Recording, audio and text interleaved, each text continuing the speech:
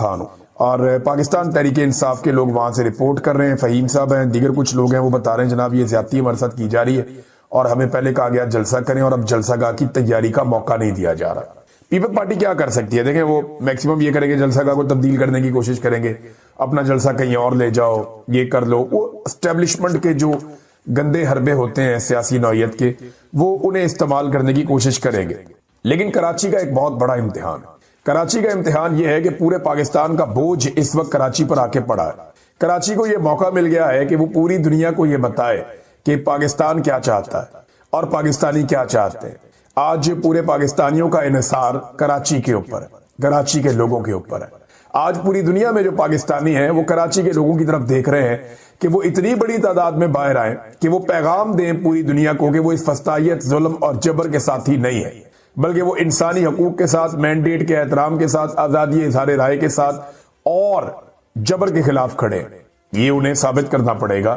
کراچی کے اوپر بہت بوجھ ہے، کیا کراچی یہ بوجھ اٹھائے گا؟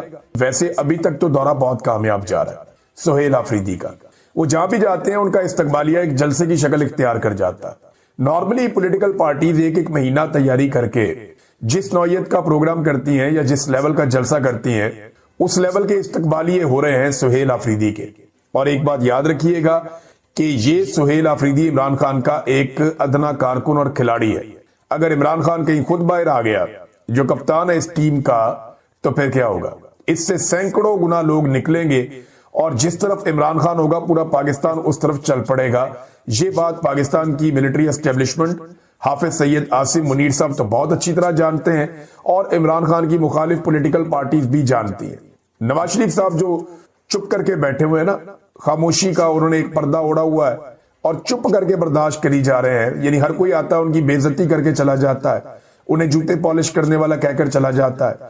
اچکزئی صاحب نے انہیں غیرت دلانے کی بڑی کوشش کی، لیکن اس کے باوجود نواز شریف صاحب ایک کمبل اوڑھ کے بیٹھے ہوئے ہیں۔ تو وہ اسی لیے بیٹھے ہوئے ہیں کہ انہیں بھی پتا ہے کہ اس وقت پاکستان عمران خان کے ساتھ کھڑا ہے اور نواز شریف نے مقبولیت والی اپنی ساری کشتیاں چلا دی ہیں۔ اب آ جائیں سہیل آفریدی صاحب نے رسپونڈ کیسے کیا۔ دیکھیں انہوں نے بھی جواب دے دیا۔ پیپلز پارٹی نے جو رکاوٹ ڈالی اس کے بعد انہوں نے کہا جی پیپلز پارٹی کو انہوں نے مجرم قرار دے دیا، زرداری نے بے نظیر کی سیاست کو ختم کر کے قبضہ کر لیا۔ یہ سہیل آفریدی کا سٹیٹمنٹ ہے۔ پیپلز پارٹی نے 26ویں اور 27ویں آئینی ترمیم کر کے آئین کا بنیادی ڈھانچہ ہی ادھیڑ دیا ہے اور اب سندھ پاکستان پیپلز پارٹی سے آزادی چاہتا ہے، سندھ تبدیلی چاہتا ہے، سندھ عمران خان کو چاہتا ہے۔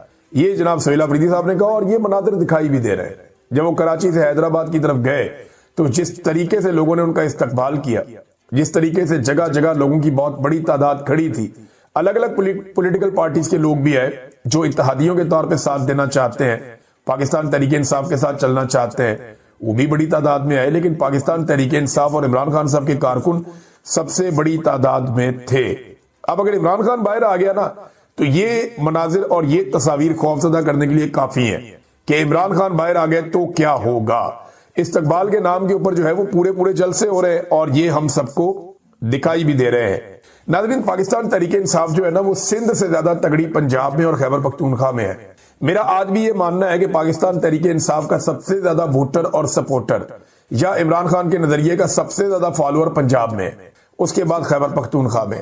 پنجاب میں پاکستان کی ملٹری اسٹیبلشمنٹ نے نون لیگ کے ساتھ مل کر پوری کوشش کی کہ ایک جعلی حکومت بنا دی جائے، کیونکہ اگر پنجاب میں بھی پاکستان تحریک انصاف کو اپنی حکومت بنانے دی جاتی تو پھر وفاق میں بھی پاکستان تحریک انصاف ہی ہوتی اور پھر حافظ سید عاصم منیر صاحب کا اور کچھ اور لوگوں کا کوئی مستقبل نہ ہوتا۔ انہیں اس بات کا خدشہ ہے اور اسی بنا کے اوپر پنجاب کے اندر ایک جعلی حکومت بنائی گئی۔ میرا آج بھی یہ ماننا ہے کہ پنجاب میں پاکستان تحریک انصاف اور عمران خان کی مقبولیت زیادہ ہے اور خیبر پختونخوا میں اس کے بعد ہے، لیکن خیبر پختونخوا میں آپ طاقت دیکھ لیں اور سندھ کے اندر آپ دیکھیں کہ ذرا سا مارجن ملا ہے سہیل آفریدی کو، اور اس مارجن کا فائدہ انہوں نے کیسے اٹھایا کہ انہوں نے جلسہ رکھ لیا اتنے شارٹ نوٹس پہ کہ 2 دن میں جلسہ ہوگا۔ یہ کوئی مہینہ، 2 مہینے، 4 مہینے پہلے جلسہ نہیں رکھا، یہ تو کراچی کا دورہ ہی 10 دن پہلے ڈیسائیڈ ہوا تھا اور کراچی آنے پر انہوں نے ڈیسائیڈ کیا کہ بھی تھوڑا سا ماحول بن رہا ہے، جلسہ کر لیتے ہیں، اتنے لوگ ہیں تو جلسہ کرواؤ۔ یہ میں نے اپنے ویلاگ میں پہلی دفعہ یہ بات کی تھی کہ جلسہ ہی کروا دینا چاہیے اگر ماحول کھل رہا ہے تو اب وہ اتنے شارٹ نوٹس کے اوپر جلسہ کر رہے ہیں اور ہر طرف جلسے کی باتیں ہو رہی ہیں۔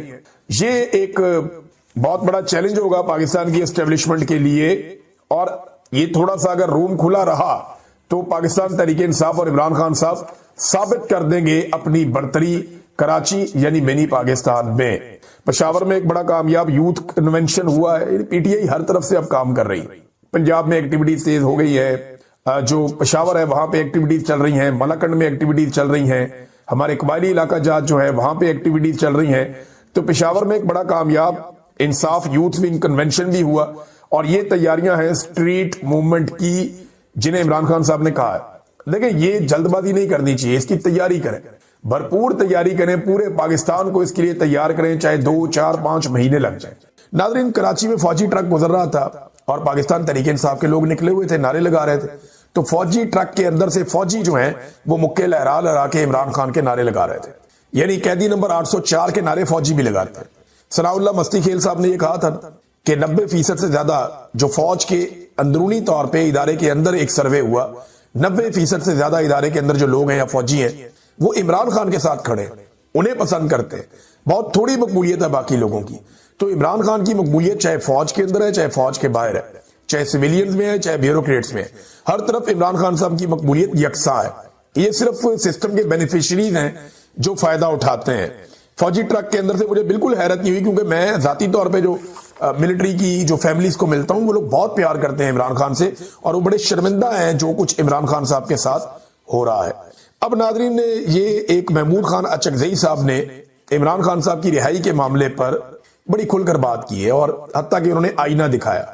कुछ पाकिस्तान तहरीक इंसाफ के लोगों को भी उन्होंने एक तरह का आईना दिखाया। महमूद अचकजई साहब ने सख्त बात कर देते हैं, लेकिन बुजुर्ग सियासतदान है, बात उनकी ठीक है, और तहरीक इंसाफ के लोगों को इस बात पे सोचना चाहिए।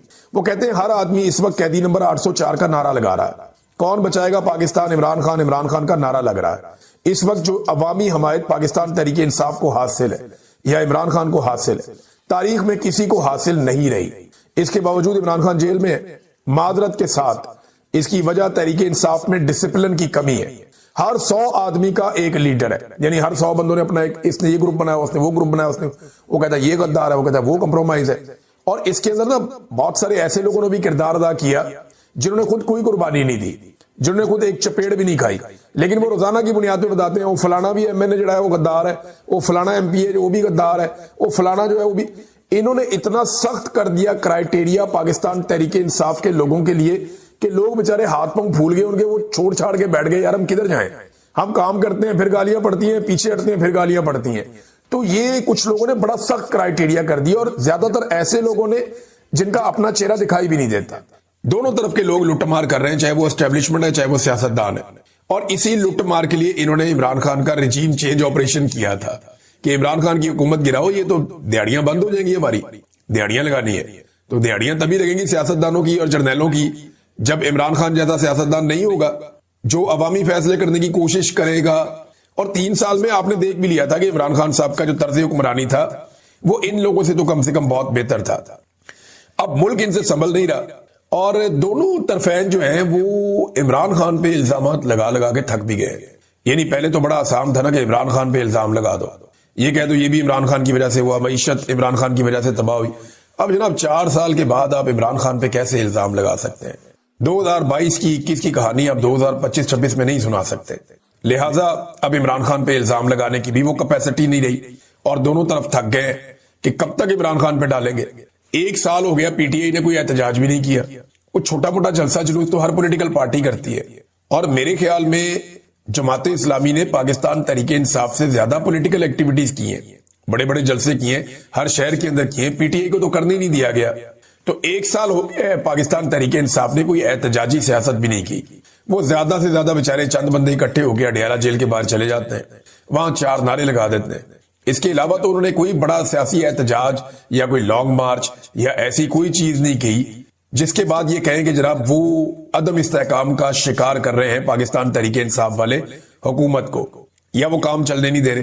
तो अब पाकिस्तान तहरीक इंसाफ ने कुछ किया नहीं, लेकिन इसके बावजूद इस पूरे साल के अंदर हर शोबे में तनजली हो रही है, और हालात इतने पतले हैं पाकिस्तान के कि कोई चीज भी इनके कंट्रोल में नहीं आ रही। अब इल्जामात एक दूसरे पे डाल रहे हैं, लेकिन असल मामला जो अभी भी मुझे ये लगता है बीच में फंसा हुआ है वो ये है कि नवाज शरीफ साहब इमरान खान साहब से मुस्तकिल छुटकारा चाहते हैं।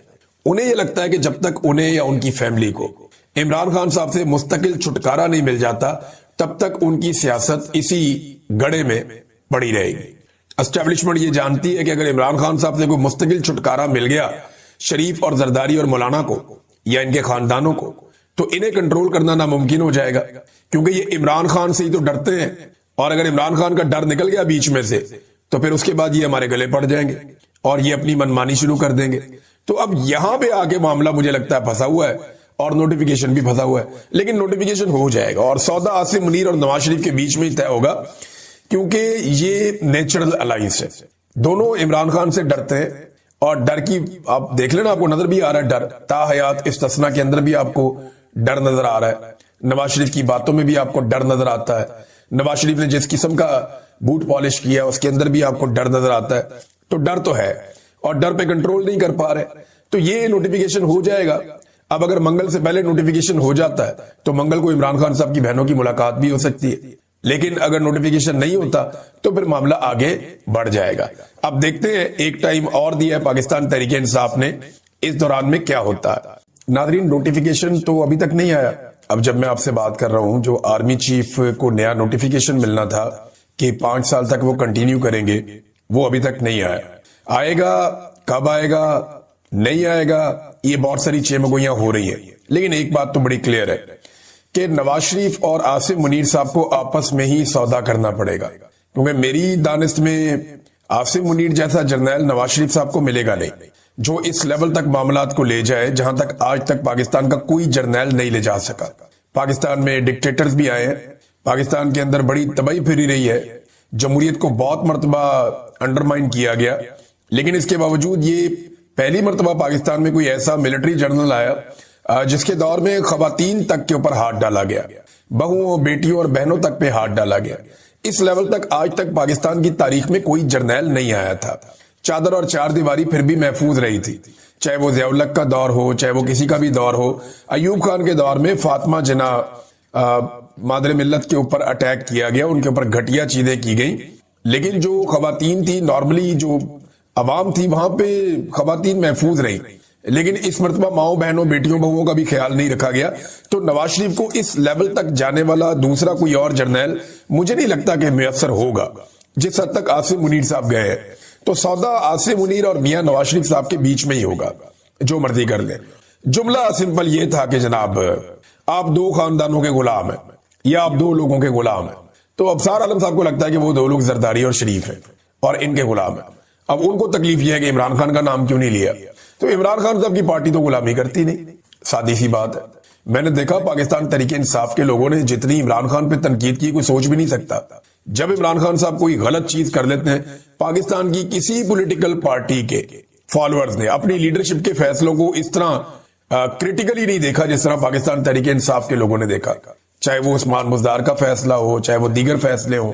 تو عمران خان صاحب کے صحیح فیصلوں کو جس طرح سپورٹ کرتے ہیں پاکستان تحریک انصاف کے لوگ یا کارکن, اسی طرح جب انہیں لگتا ہے کوئی فیصلہ غلط ہے تو وہ اس کے سامنے بھی آ کر کھڑے ہوتے ہیں.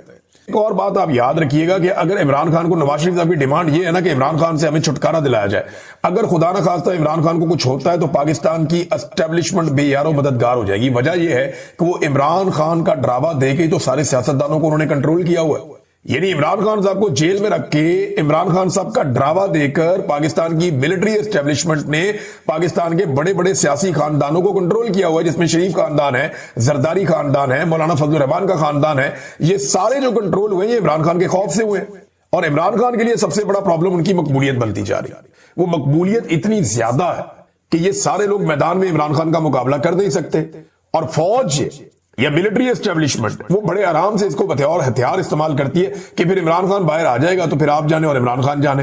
سیاستدان بھی فوج کو ڈراتے رہتے ہیں, ملٹری اسٹیبلشمنٹ کو, عاصم منیر کو, کہ اگر عمران خان آ گیا تو وہ آپ کو چھوڑے گا نہیں, وہ آپ کے خلاف کارروائی کرے گا, وہ آپ کو جیل میں ڈالے گا. اب یہ استثنا جو ہے یہ اسی خوف کی وجہ سے ہے نا, ورنہ کوئی پاگل تو نہیں ہے کوئی بندہ لے کے استثنا پھرنا شروع ہو جائے اور اپنی بےزتی بھی کروا لے. ایک غیر اسلامی غیر شرعی کام ہے, وہ نہیں کرنا چاہیے تھا آرمی چیف کو, لیکن یہ خوف اتنا بڑا ہے جو انہیں ڈرا دیا گیا کہ اب انہیں وہ غیر آئینی کام کرنا پڑا نا, غیر اسلامی غیر شرعی کام ہے, مولوی کہہ رہے ہیں, میں تو نہیں کہہ رہا. تو وہ کام انہیں کرنا پڑا اس لیے کہ عمران خان صاحب کا خوف ہے, اور یہ خوف کس نے پھیلایا؟ سیاستدانوں نے ان کے دل میں ڈالا. اور اسٹیبلشمنٹ کو یہ پتا ہے کہ یہ سارے عمران خان سے ڈرتے ہیں، لہذا اگر عمران خان کو کچھ ہو گیا تو ہمارے پاس کوئی ایسا خوف باقی نہیں رہے گا، کوئی ہمارے پاس ایسا ہتھیار باقی نہیں رہے گا جس سے ان سیاستدانوں کو ڈرایا جا سکے۔ اب میں یہ نہیں کہہ رہا کہ عمران خان کو استعمال کرے گی ملٹری اسٹیبلشمنٹ، اگر ملٹری اسٹیبلشمنٹ عدلیہ پہ دباؤ ڈالنا بند کر دے تو عمران خان صاحب ایک ہفتے میں باہر آ جائیں گے، جیسے ہی عمران خان صاحب باہر آئیں گے ان سب کا بٹا بیٹھ جائے گا، یہ سارے جانتے ہیں۔ تو یہ ایک دوسرے کی انشورنس پالیسی ہے، ایک دوسرے کے ساتھ بھی چلیں گے۔ جب 26 تاریخ کو انہیں دھوپ لگوائی گئی میاں صاحب کو، بڑے زومانی انداز میں انہوں نے بات کی تھی کہ جناب عمران خان نہیں، عمران خان کو لانے والوں کو بھی سب کو جو ہے سزا دینی پڑے گی۔ اب نواز شریف صاحب چاہتے ہیں نشان عبرت بنانا، کون لوگ ہیں؟ یعنی یہ الزام کس پہ لگاتے رہے؟ ماضی میں یہ الزام جنرل فیض پہ اور جنرل باجوہ پہ لگتا رہا ہے،